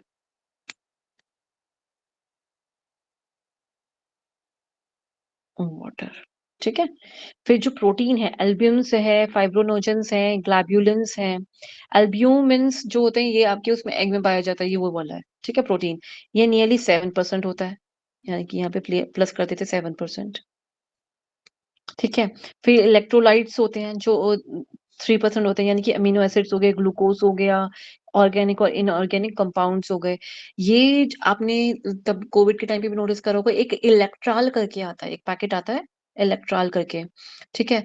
वो उसको पानी में घोल के पिया जाता है, कि अगर बॉडी में अगर इलेक्ट्रॉल यानी कि अगर कुछ आयंस की कमी होगी उसको ठीक करने का काम करता है ये, ठीक है। तो ये सिर्फ 3% होता है, लेकिन इसका कार्य भी बहुत ज्यादा होता है। ये भी अपना कार्य पूरा करते हैं हमारी बॉडी के अंदर, जो पैरों में क्रैम्प्स वगैरह पड़ जाना या किसी तरह से कोई कमजोरी का अगर लगना, तो इसकी भी अपनी व्याधियां होती हैं। अगर इसकी कमी हो जाए, पहले एक तो बहुत कम मात्रा में होता है, अब ट्रेसेस में होता है, ट्रेसेस के अंदर भी आप और ट्रेसेस कर दो और कमी कर दो, क्योंकि देखो कुछ चीजें होती है जो चाहिए थोड़ी होती है, जैसे कि नमक है, नमक चाहिए थोड़ा होता है पर चाहिए तो होता है। ऐसा तो नहीं कि सब्जी के अंदर नमक चाहिए ही नहीं, कम है पर लेकिन उसका काम तो बहुत तेज है, और चाहिए भी, मतलब कि उसके उसके कार्य अपने कार्य हैं, आप उसको इग्नोर नहीं कर सकते, ऐसे ही इनको आप इग्नोर नहीं कर सकते, ठीक है? तो ये चाहिए ही होते हैं। जो हम खाना पीना खाते हैं ना, जो पानी पीते हैं, जो हम कहते हैं मिनरल वाटर लीजिए, वो जो हम सब कुछ ले रहे होते हैं, वो यहाँ पे फ़ायदेमंद देता है। कोकोनट वाटर इलेक्ट्रॉल का काम करता है। जो हम ओआरएस लेते हैं, वो भी इलेक्ट्रॉल की तरह काम करता है। और क्या होता है, जो हम ये कुछ लोग करते हैं ना वो ये नींबू शिकंजी शिकंजी होती है, वो इलेक्ट्रॉल का काम करती है। उसमें नमक डाल के और नींबू डाल के जो हम पीते हैं और हल्का-सा शुगर डाल के जो हम पीते हैं, वो एज़ अ इलेक्ट्रॉल काम कर जाती है। ठीक है? सॉरी। ठीक है, प्लाज़्मा में जो होता है इसमें CO2 sorry carbon dioxide, oxygen और नाइट्रोजन गैस जो मैं आपको बताई थी, जो वैसे तो नाइट्रोजन गैस घुलती नहीं है, तो उसको बाहर फेंकने का काम भी तो कौन करती है? वो यही करती है, ठीक है? होती है जो शरीर में चारों ओर परिभ्रमण करती है। परिभ्रमण से मीन्स जो उसके अंदर होती है लेकिन उसको बाहर फेंकने का या नाइट्रोजन तो उस जगह पे नहीं होती, पर जो बॉडी के अंदर जो-जो गैसेस बनकर बाहर निकली है ना, देखो बाहर से नहीं आई, लेकिन सेल के अंदर जो अपने कार्य जो सेल है इसके अंदर अपने कार्य हो रहे हैं। अब इसने कुछ तो ये निकालेगा कबाड़, जो मैंने कहा था ना कबाड़ निकालता है। हम आपने अपने अमेज़न से कुछ पार्सल मँगाया, सामान तो मँगा लिया, जो चीज़ थी, प्रोडक्ट था, वो तो आपने रख लिया। लेकिन वो जो बॉक्स था, पैकिंग थी, वो तो आप फेंकोगे ना, वो तो नहीं आप रखोगे। तो वो फेंकने वाला जो ये जो टॉक्सिन्स हैं, टॉक्सिन्स उसी को कहते हैं। वो जो टॉक्सिन्स हैं, वो जो कबाड़ है, उसको तो आप बाहर फेंकोगे। तो ये बाहर फेंकने का कार्य ये करवाती है। और वो क्या चीज़ें हैं, उस कबाड़ को हम क्या नाम देंगे? क्या चीज़ें हैं वो? या तो हम उसको टॉक्सिन्स कह देंगे या फिर हम CO2, NO2 इनका नाम लेते हैं, ठीक है? और O2 आ गया, ठीक है? प्लाज़्मा, प्लाज़्मा प्रोटीन जो होते हैं, इसके अंदर जो अभी हमने 3 पढ़े, वो आ गया एल्ब्यूमिन्स, फाइब्रिनोजेंस, ग्लोबुलिन्स। 60% तो एल्ब्यूमिन्स होते हैं, प्रोटीन होते हैं, 4% सिर्फ फाइब्रिनोजेंस होते हैं एंड 35% ग्लोबुलिन्स होते हैं। ये फाइब्रिनोजेंस ही होते हैं जो हमारी हेल्प करते हैं, जब चोट लग जाती है ना, तो विटामिन के साथ जो मिलके ये काम करते हैं, ये पूरी प्रक्रिया होती है कि कैसे हमारी कहीं चोट लगती है, तो फटाफट से फाइब्रिनोजेंस के अंदर क्या कार्य करता है।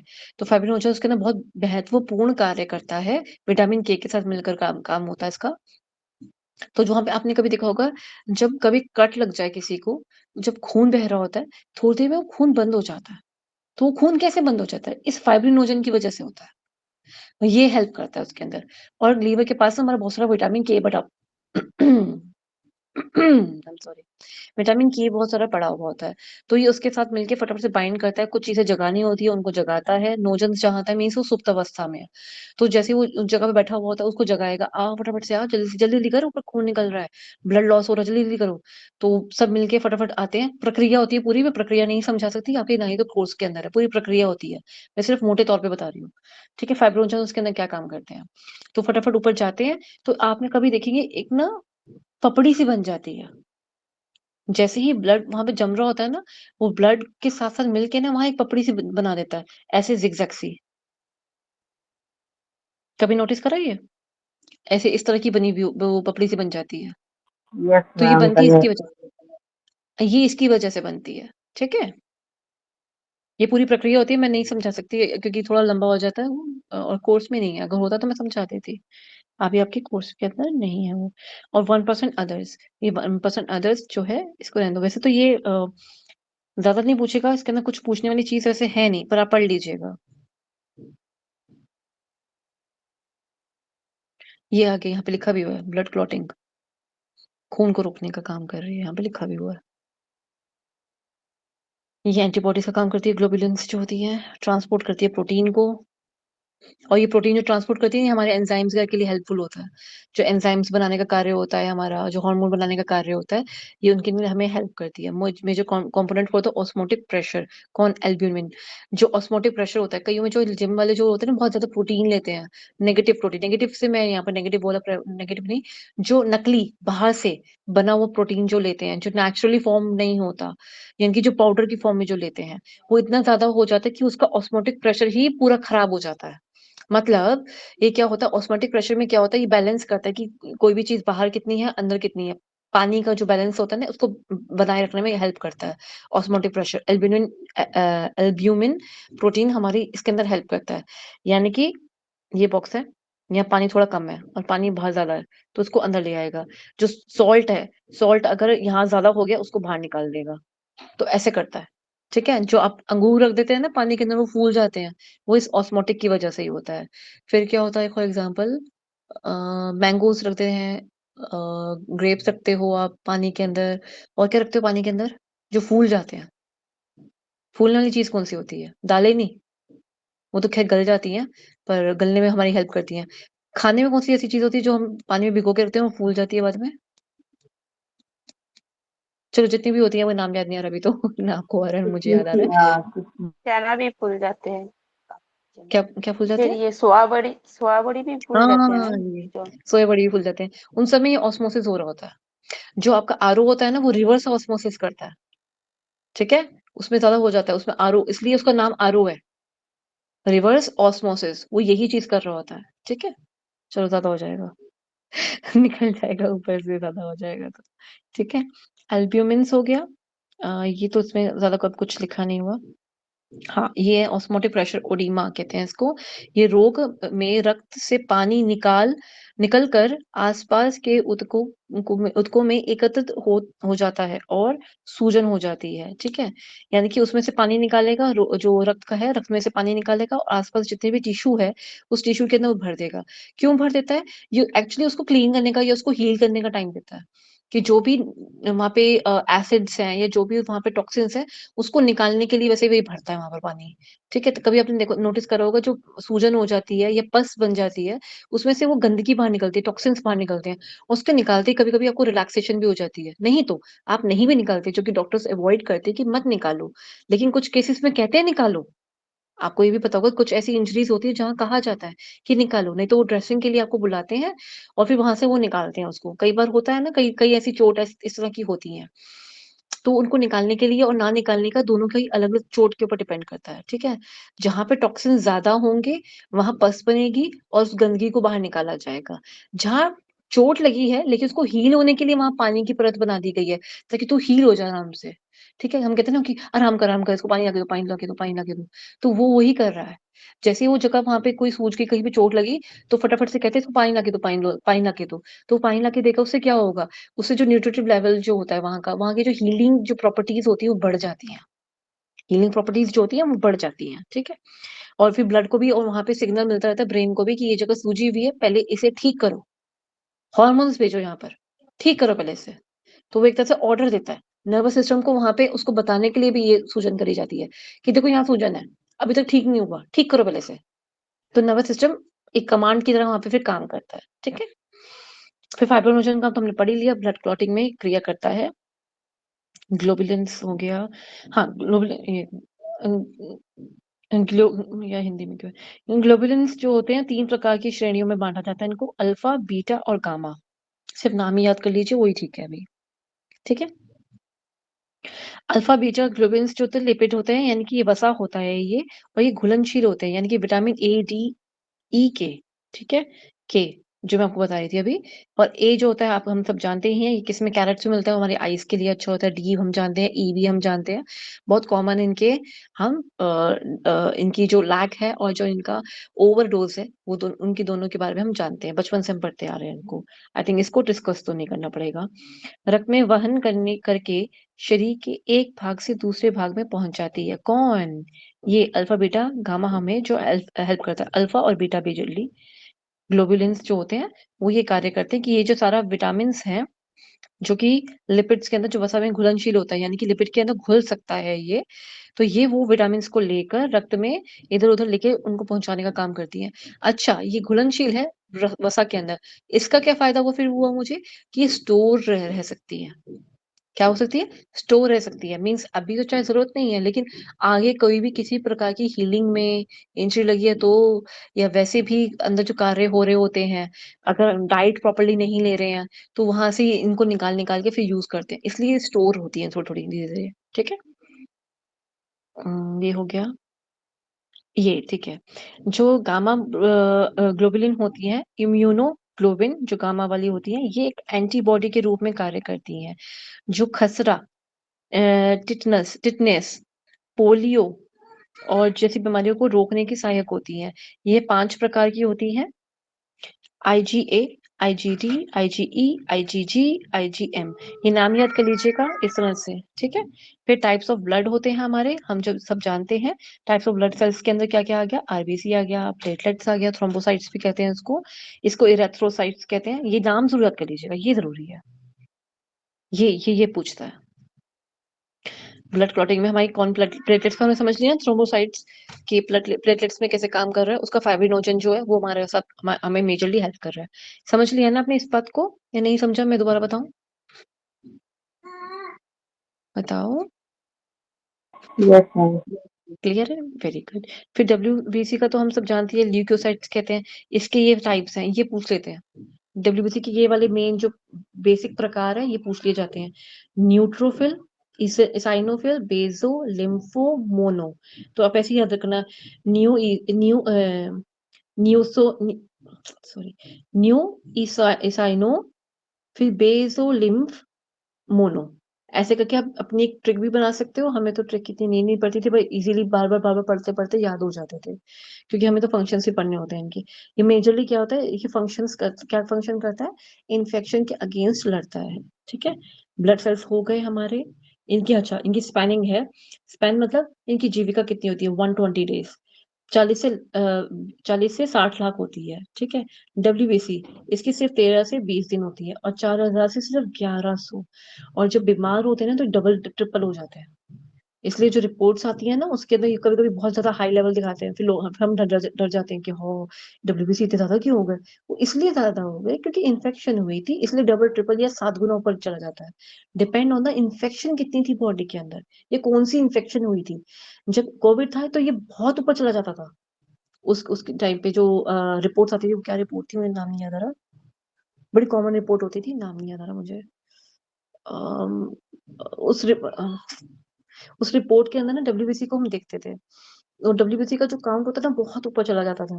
और डॉक्टर्स ना देख के उसको डरते थे, मतलब हम कुछ डॉक्टर्स को डरते थे, मतलब लोग भी आपस में डर जाते थे, यार इसका तो नॉर्मल काउंट इतना होता है, ये देखो इतना ऊपर क्यों चला गया। देन उनको समझाना होता था covid is a major pandemic, एक वो बीमारी आई हुई है और वायरल इन्फेक्शन है ये, आप इसको इतने इजीली मत लो। तो उसके ना जितने भी डब्ल्यूबीसी होंगे वो फाइट बैक करने के लिए तैयार बैठे हैं।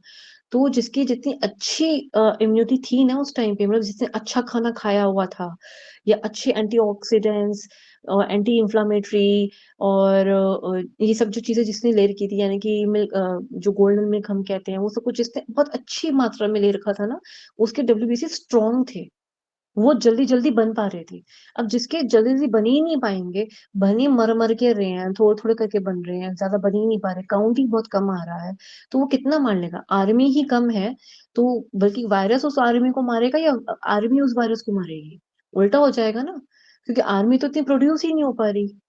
तो इस केस में इसलिए कहते हैं कि इम्यूनिटी वीक है, इम्यूनिटी वीक है, कहने का तात्पर्य ये होता है, ठीक है, कि वो उतने बन नहीं पा रहे, बार बार मल्टीप्लाई नहीं हो पा रहे हैं। जिसके ज्यादा बन रहे हैं तो उसका मतलब उसकी इम्यूनिटी अच्छी है, वो मल्टीप्लाई हो रहा है, गुड है, एक अच्छा साइन भी है। लेकिन नेगेटिव साइन ये है कि बार बार हो रहा है ऐसा, तो वो बीमारी क्रिएट करता है ज्यादा लॉन्ग टर्म में अगर ऐसा हो तो, ठीक है। फिर प्लेटलेट होते हैं, थ्रोम्बोसाइट्स। थ्रोम्बोसाइट्स मीन्स वही जो हमारा क्लॉटिंग के लिए आता है, थ्रोम्बोसाइट्स वर्ड भी यूज करते हैं उसके लिए, ठीक है। ये नियरली से 5 से 9 दिन की इसकी उम्र होती है, और ये 25,000 होते हैं, ठीक है। हीमोग्लोबिन के बारे में हम सब जानते हैं, ये 95% होता है, और 5% हेमाटिन नामक एक आयरन होता है इसके अंदर, ठीक है। हीमोग्लोबिन होता है और हीमाटिन होता है, ठीक है।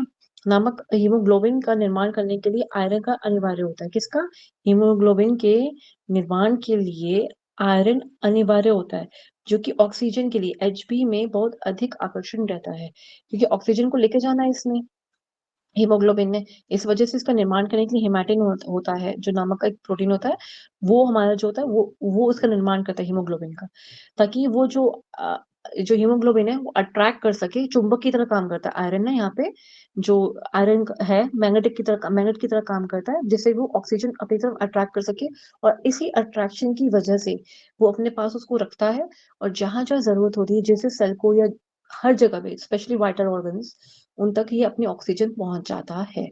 ठीक है, अगर एक्सरसाइज कम करेगा इंसान तो जो कहते हैं ना कि रोम छिद्र नहीं प्रॉपरली खुले हुए होते, वहां तक ब्लड सर्कुलेशन नहीं पहुंचा होता, इसलिए ऐसे लोग ज्यादा देर तक खड़े नहीं रह पाते, ज्यादा देर किसी से बात नहीं कर पाते, थोड़ी थोड़ी देर में भी चिड़चिड़ा जाते हैं, उनमें इन आयरन की कमी पाई जाती है। जो ज्यादा देर एक जगह बैठ के पढ़ नहीं सकते ना, उनमें भी आयरन की कमी है, वो प्रॉपरली अपने ऑक्सीजन लेवल को यूज नहीं कर पाते हैं। ठीक है, फिर जो ज्यादा देर दूर तक चल ही नहीं पाते, वो थक जाते हैं, हाय अभी तो चले थे, इतना चले थे, थक गए और नहीं चल पाएंगे, प्लीज प्लीज प्लीज ऑटो कर लेते हैं, रिक्शा कर लेते हैं, कुछ भी, ये चलो चलो फटाफट से कार में बैठ जाओ, मेरे से नहीं और चला जा रहा। तो ये जो जब कहते हैं तो उसका मतलब आयरन की बहुत ज्यादा कमी है, धूप को छोड़ के। ऐसा नहीं है कि धूप के केस में हम कह रहे हो कि चल के दिखा 10 किलोमीटर, नहीं नहीं नहीं, उसके इसकी बात नहीं कर रहे हैं। ठीक है ना, वहां तो बहुत ज्यादा एनर्जी ड्रेन हो जाती है। ठीक है, ये आपने नाम याद कर लिया, ये देख लिया आपने, ये हो गया, ये भी हमने देख लिया। ये जो है ना, ये आपके इसमें न्यूट्रोफिल ये काम आते हैं जब व्रत रखते हो, व्रत के अंदर ये काम आते हैं। ये कोई भी पैरासिटिक यानी कि कोई भी ऐसी जो गलत ब्रेड वगैरह खा लेते हैं ना, या एक्सपायर चीजें खा लेते हो, ये उसकी वजह से। ठीक है, और ये एलर्जिक होती है, एलर्जी कोई गलत दवाई खा ली, या कोई ऐसी जो कुछ लोगों को पीनट से एलर्जी होती है, उस केस में ये काम आता है। फिर ठीक है, फिर इम्यूनिटी रिस्पॉन्स के प्रोड्यूस स्पेसिफिक, ये तो थोड़ा ज्यादा हो जाएगा, ये नेचुरल किलर होता है, पेन किलर की काम करते हैं ये वाले बेसिकली। ठीक है, फाइट बैक्टीरिया और वायरसेस एंड फंगाई। ठीक है, इन सब के केसेस में उसमें ये करता है, जैसे कि एक फंगस होती है जो अच्छी होती है, और एक होती है बहुत ही बुरी होती है, वैसे मेजरली बुरी वाली होती है, पर कुछ अच्छी भी होती है। ठीक है, तो कहते हैं ना कि ब्रेड ज्यादा नहीं खानी चाहिए, समझ रहे हो बात को, यहाँ पे आप समझ पा रहे होंगे इस चीज को, ज्यादा ब्रेड्स वगैरह नहीं खानी चाहिए। ठीक है, क्लियर हो गया, आई थिंक अब कुछ रह नहीं गया। डब्ल्यूबीसी के 2 वर्ग में विभाजित किया गया है, कणिकीय श्वेत रक्त कोशिकाएं, ग्रैन्युलोसाइट्स। ठीक है, अकणिकीय श्वेत कोशिकाएं, एग्राग्रेनुलोसाइट्स। क्यों दिया है, इतना तो कभी नहीं पूछते। नहीं, ये आप सिर्फ नाम याद कीजिए, नहीं नहीं नहीं, सिर्फ नाम याद कीजिए, ये वाला है ना पॉइंट, ये सब ये याद कीजिए बस, नीचे वाला मत करना, ये वाला मत करना, नहीं। ठीक है, ये नहीं करना, ओवर हो जाएगा आप लोगों को। ये मतलब जो चार्ट है वो कर सकते हो, चार्ट ठीक है, ये वाला इतना कर सकते हो, ये वाला रहने दो कि कितने परसेंटेज है कितने नहीं है, इसको रहने दो। ठीक है, प्लेटलेट्स थ्रोम्बोसाइट्स को हमने पढ़ लिया। हाँ, ये आ गया ना, यहाँ पे इन्होंने थोड़ा सा बता रखा है लेकिन। ठीक है, रक्त का थक्का बनने की प्रक्रिया को हीमोस्टेसिस कहते हैं, और ये सहायता प्रदान, हीमोस्टेसिस में सहायता प्रदान करता है। लीवर में हेपरिन नाम का एक हेपरिन का निर्माण होता है, और ऑन स्पॉट होता है जब चोट लगती है, उसी दौरान होता है ये हेपरिन का निर्माण। जब तक हेपरिन एक्टिव रहता है तब तक ब्लड क्लॉटिंग नहीं होती। ठीक है, जब तक वो एक्टिव रहता है, इसको सुप क्लॉटिंग नहीं होती। जैसे ये सो जाता है, ये थोड़ा सा गलत लिखा इन्होंने,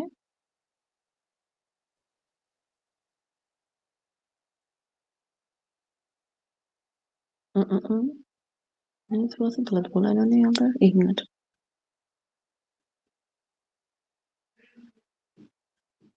इन्होंने क्यों दिया ये। ठीक है, इन्होंने समझा रखा तो मैं समझा देती हूँ, जो मैंने को प्रक्रिया बताई थी, ये वही प्रक्रिया इन्होंने खोल के अच्छे से यहाँ बताया होगा क्या है ये। ब्लड क्लॉटिंग कैसे होती है, 4 स्टेप्स होते हैं ब्लड क्लॉटिंग की। पहला स्टेप, डैमेज ब्लड प्लेटलेट्स जो होती हैं और टिश्यू सेल्स जो होते हैं रिलीज होते हैं, थ्रोम्बोप्लास्टिन। ठीक है, ये रिलीज हुए, ये थ्रोम्बोप्लास्टिन जाके हेल्प करते हैं in the formation of enzymes known as thrombokinase. ठीक है, पहले थ्रोम्बोसिन बना, रिलीज हुआ कब, जब हमारे प्लेटलेट्स डैमेज हो गई, एंड टिश्यू सेल्स जब डैमेज हो गए, तब उसने क्या करा, टिश्यू सेल्स ने रिलीज करा थ्रोम्बोप्लास्टिन को, फर्स्ट स्टेप। ठीक है, फिर थ्रोम्बोप्लास्टिन ने हेल्प करी फॉर्मेशन में, किसकी, कैसे एंजाइम्स की, सॉरी फॉर्मेशन ऑफ एंजाइम्स की, जिसका नाम है थ्रोम्बोकाइनेस, यानी कि दूसरी चीज, थ्रोम्बोप्लास्टिन से थ्रोम्बोकाइनेस बना हमारा। ठीक है, फिर इस थ्रोम्बोकाइनेस यानी कि थ्रोम्बोप्लास्टिन जो था, थ्रोम्बोकाइनेस ने बनाया, ये इसने लास्ट में इन्होंने इसकी समरी बता दी है। ठीक है।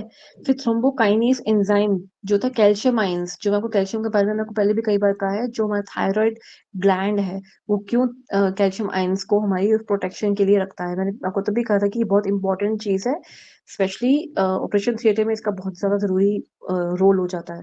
तभी मैं आपको बताता कि अगर इसकी कमी है या नहीं है, कैसे है, इसके बारे में डॉक्टर को जानकारी होनी बहुत जरूरी है before doing any sort of surgery. ठीक है।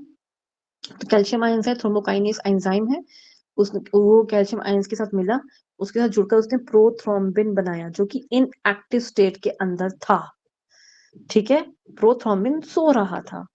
थ्रोम्बोकाइनेज कैल्शियम आयन के साथ अपने दोस्त कहते हैं ना कि चल चल आजा भाई, आज तो लड़के रहेंगे, इसने आज छोड़ा नहीं, इसे मेरी गाड़ी को खराब कर दिया है, गाड़ी खराब हो गई, वहां लग गई है गाड़ी पे, इसे फटाफट थ्रोम्बोकाइनेज ने अपने एंजाइम, थ्रोम्बोकाइनेज खुद एक एंजाइम है, उसने फोन करा अपने दोस्तों को, कैल्शियम आयंस को, उसके दोस्त का नाम क्या है, कैल्शियम, कैल्शियम आयंस को उसे फटाफट से फोन करा, वो सारे आ गए, उन्होंने मिलकर एक एक गैंग बनाई, उस गैंग का नाम था प्रोथ्रोम्बिन। अभी तक तो एक्टिव नहीं थे ना, अलग अलग थे, तो अब एक्टिव हो गए, मिल गए, थ्रोम्बिन, प्रोथ्रोम्बिन बनाया और थ्रोम्बिन को एक्टिव करा, यानी कि अब वो खुद एक्टिव हो गए। पहले अलग अलग थे, अब वो मिलके जुड़ गए हैं, अब वो थ्रोम्बिन बन गए हैं। थ्रोम्बिन अब बदला लेने के लिए आए हैं। ठीक है। क्या लेने के लिए आ रहे हैं, बदला लेके आ रहे हैं, हॉकी स्टिक्स वगैरह इनमें से कुछ ले लिया है मारने के लिए सामने से, सामने वाले को। ठीक है। फिर थ्रोम्बिन आया, यानी कि पूरी गैंग आई। फाइब्रिनोजन यानी कि सोल्यूबल प्रोटीन, जो ऊपर पड़ा था हमने ऊपर, है ना, प्लेटलेट्स में पड़ा था ना, प्लेटलेट्स के अंदर फाइब्रिनोजन होता है हमारा। ठीक है। फाइब्रिनोजन जो सोल्यूबल प्रोटीन था वो उसके पास आया, फाइब्रिन का नेटवर्क बनाया। ये नेटवर्क बिल्कुल वैसे ही था जो मैंने आपको बताया था, ऐसे ऐसे करके,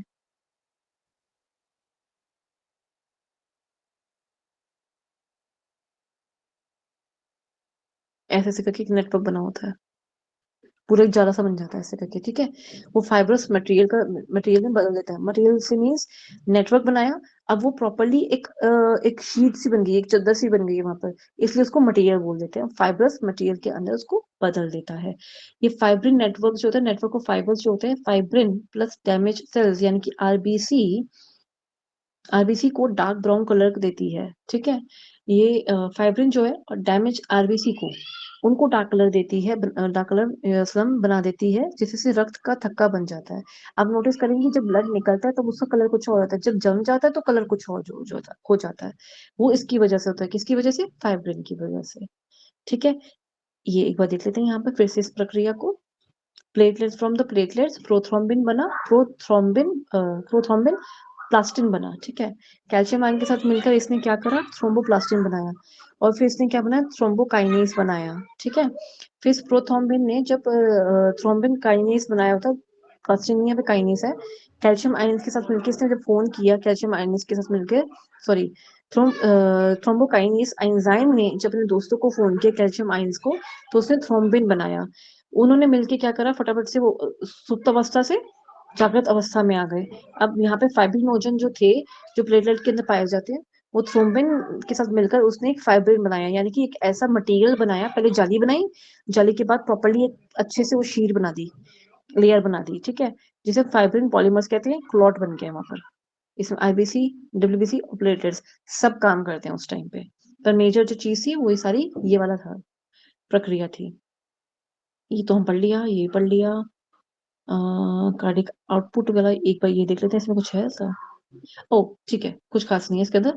हृदय चक्र में प्रत्येक निलय यानी कि वेंट्रिकल के द्वारा 70 ml, जो मैंने आपको बताया 70% वाला जो था, ml प्रभाव होता है, 70% यहाँ पे 70 ml बता रहे हैं यहाँ पर।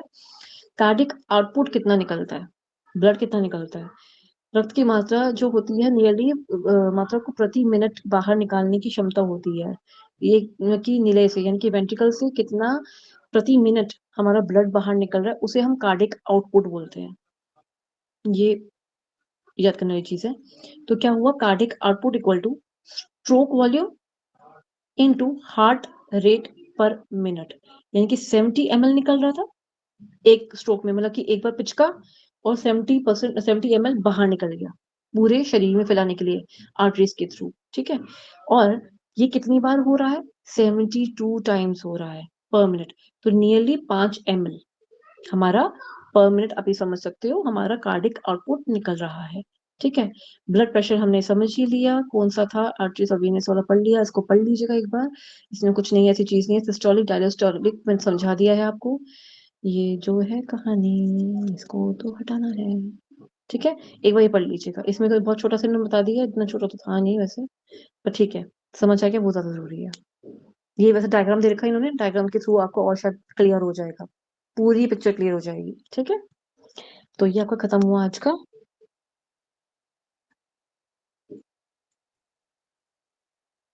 कोई डाउट, कुछ भी, किसी भी पॉइंट पे बता दीजिए please. Thank you, ma'am. Thank you so much. Ma'am अभी तो देखेंगे, फिर से पढ़ेंगे तब जाके आएगा और अच्छे से जो हाँ डाउट। जी पद्मा, क्या नहीं पद्मा जी आपके पास थोड़ी कम आई मुझे क्या? मैम अभी थोड़ा बहुत जो नहीं आया ना, वो मैं रिकॉर्डिंग या फिर से देख करके पढ़ करके तो देख करके आएगा। एनिमेशन जो आप बता रहे हैं देख करके। हाँ जी हाँ जी, आप पढ़ लेना। देखो, अगर नहीं समझ आया, मैं यही हूँ, मैं दोबारा समझा दूंगी, कोई दिक्कत वाली बात नहीं है। जाऊंगी कहीं नहीं जब तक समझ नहीं आएगा, डोंट वरी। आप लेकिन एक बार फिर से देखोगे ना, तो जो लिखा हुआ है, क्योंकि लिखने में बिजी हो जाते हैं हम कभी कभी, कि ये लिखना है, ये भी लिखा है लिखने के लिए, वो भी कहा है लिखने के लिए, तो थोड़ा सा उसमें हो जाता है।